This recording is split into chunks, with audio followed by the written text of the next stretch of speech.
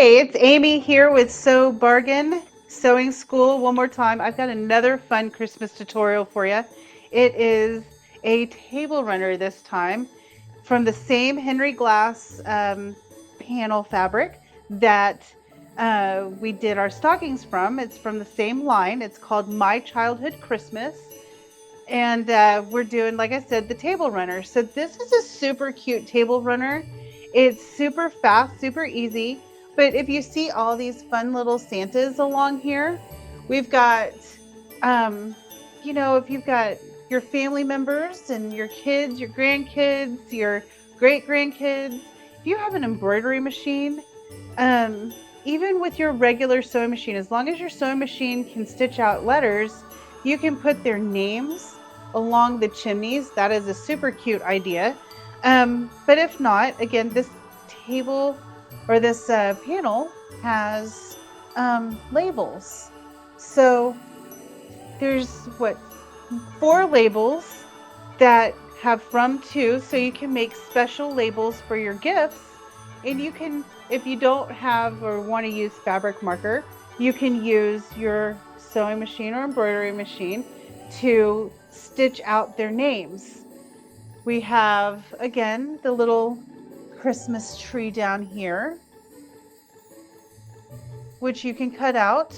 And over here on this side, we have a Santa and his reindeer. And you can cut that out and use that, make an applique with that, put it on a cute sweatshirt or a t-shirt, and have yourself, a nice little Christmas sweater. But we also have, that comes in this line, a really pretty lining fabric. All right. And it's just got some Santas on it. And I'm showing it to you upside down. So let me show it to you this way. And here with this, I have used this as the backing to the table runner. And it's kind of what we call a cheater panel. Or a cheater, it's a repetitive directional fabric, yes. But what's fun about these types of fabrics, because it is a cheater, it already looks like you have, quilt blocks in here. You can actually take this, take some batting, and take a coordinating fabric for the back and sandwich it together, and you can make yourself a quick quilt. You can use your sewing machine with a straight line and follow the outline of each of these little blocks. You can come in and quilt it as if it was a full quilt. And like here, you've got a whole block here that you can come down and create a block here, fussy cut it, what have you. These are really fun to use for multiple different projects. But what I've done here is, all I've done is take this and I have lined it up with my table runner, and I've cut out along the edge of the table runner all the way around. And what I've done is I've placed these with them pretty sides together, and I'm going to show you what that looks like real fast. So this is a fun table runner that does not require any kind of quilting. So again, if you need a fast project, or you just want something super fast to decorate that one spot in your house that you forgot about, well, here you go. You got a 20-minute project. And like I said, I've cut it out, and I've cut out the lining, and I put them pretty sides together. And then I've clipped it all the way around. All right. Now the next thing I'm going to do is go to my sewing machine and show you exactly how that comes out once we put it together. Okay, so on here, I'm going to start, and I'm going to give myself a little bit of a gap, all right, so I can turn it right sides out. And I'm going to sew this about a 1/4 of an inch. So I have a 1/4 of an inch seam allowance.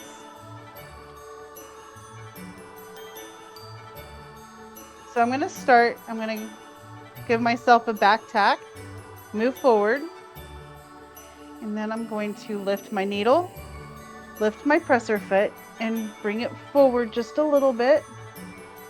You don't need a whole lot of room on this one, you just need enough so that you can flip it right sides out. So I'm going to knot myself off, tack it, and now I'm going to keep going all the way around. Now I do kind of slow down when I'm coming to my curves so that I can kind of keep it nice and even.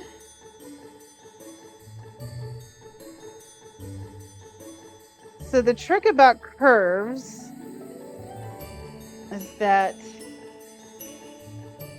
it's really just sewing straight and letting the fabric do the talking. Curves are easy. They're not intimidating. Sometimes they feel like it when you're not used to it, when we're beginners, but that's okay. And that's what this is a beginner project. We don't quilt this.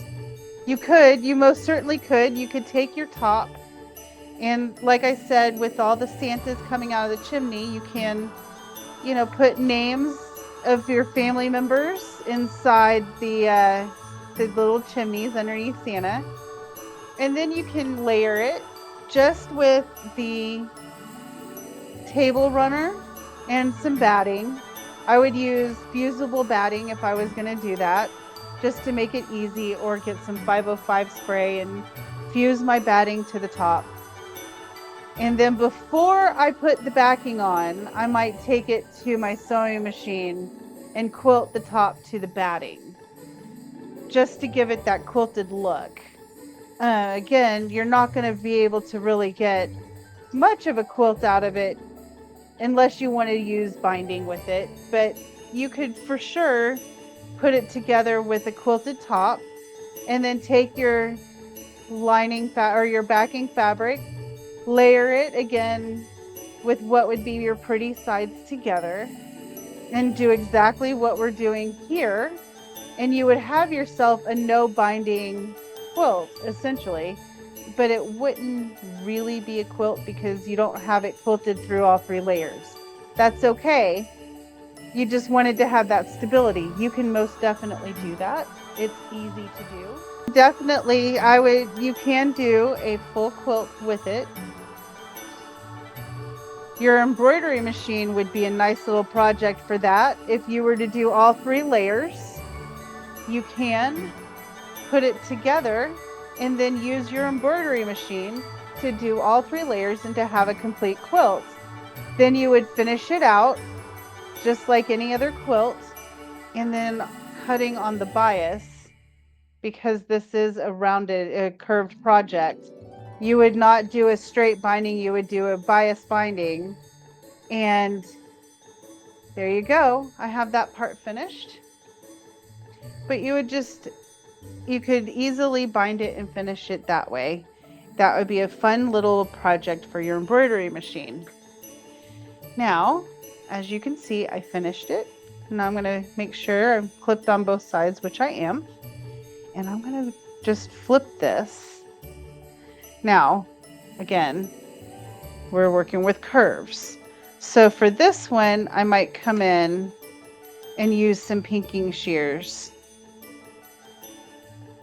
and pink it all the way around my curved edges, because I have quite a few curved edges on this one.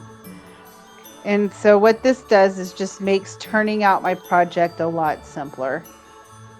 And you're just clipping up to that seam. Got a little off on my seams, that's okay, because if I was to come in here with pinking shears, I would still clip all the way up to that seam and reduce my bulk when I flip it. Ideally, you would want to have a 1/4 inch seam allowance, but here we are filming, and we're going to just show that sometimes in real time we do make those mistakes, and that's okay. It is all together.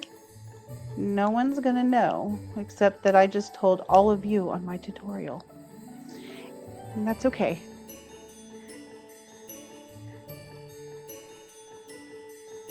just going to come around. Again, and clipping it. And I typically would, on a project like this, use my pinking shears to go all the way around.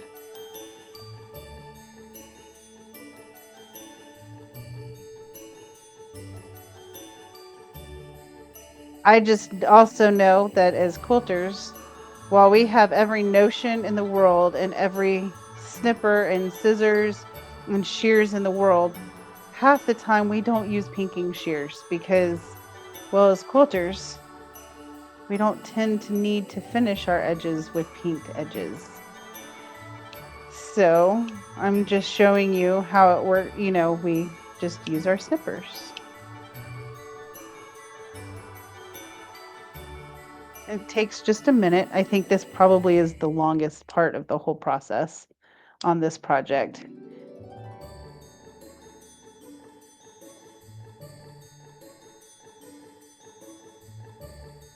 Now, let me go back and find my unfinished edge, my window, so to speak. Now I'm going to flip this right sides out.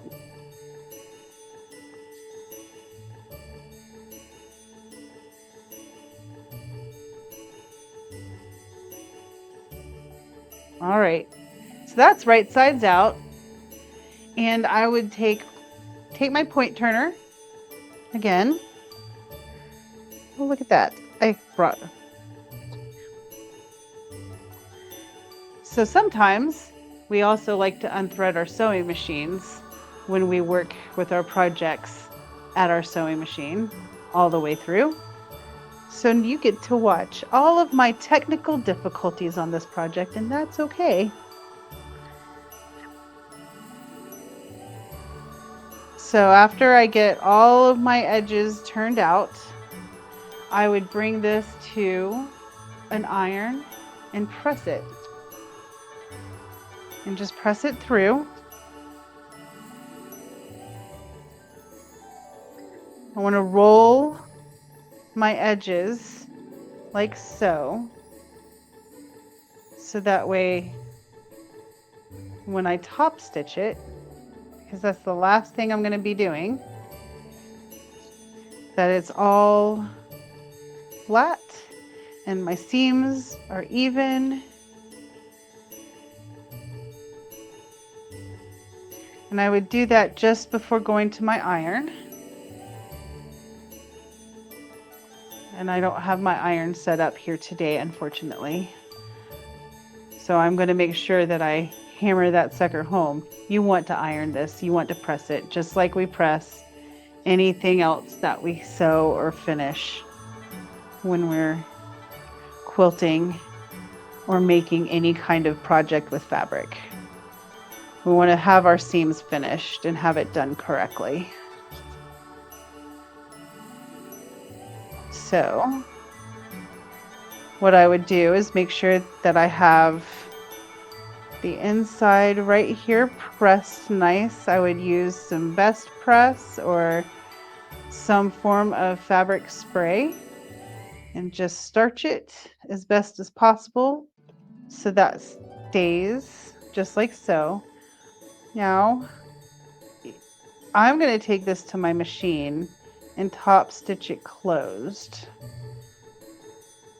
But you can definitely get yourself some matching thread and a needle and slip stitch it closed, which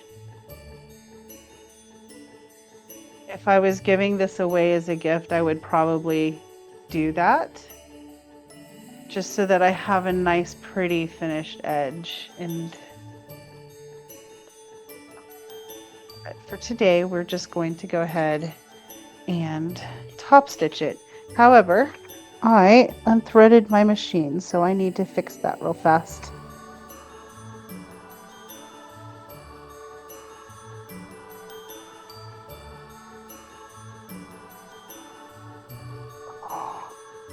And you guys get to watch all of this on film. All right, here we go. And if my needle threader doesn't work the first 2 times, then I will just thread it the right way.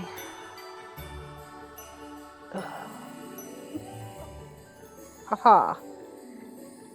I don't care how many times I've been doing this, I get excited every time that works.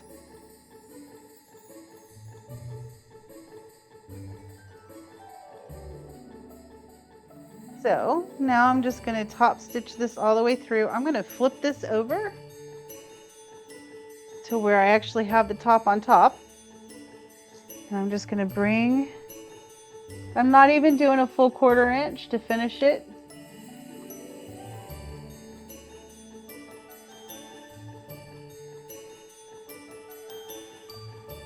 Now, ideally, I would be using a red thread right now, but I do not have red thread on my machine.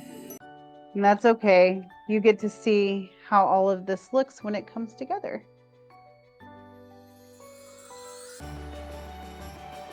And I am going to just finish my seam right there instead of taking it all the way around. And like I said, if I had red, I would highly suggest using a matching thread for that.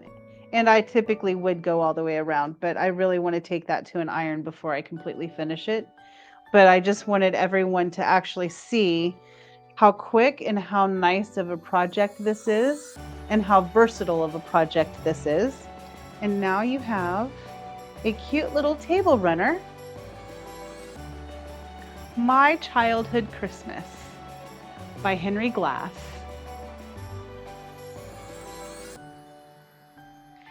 Thank you so much for visiting our tutorial. You can find us at 405-794-0026 or at 5928 Northwest 16th, Oklahoma City. We look forward to seeing you. Have a wonderful Christmas.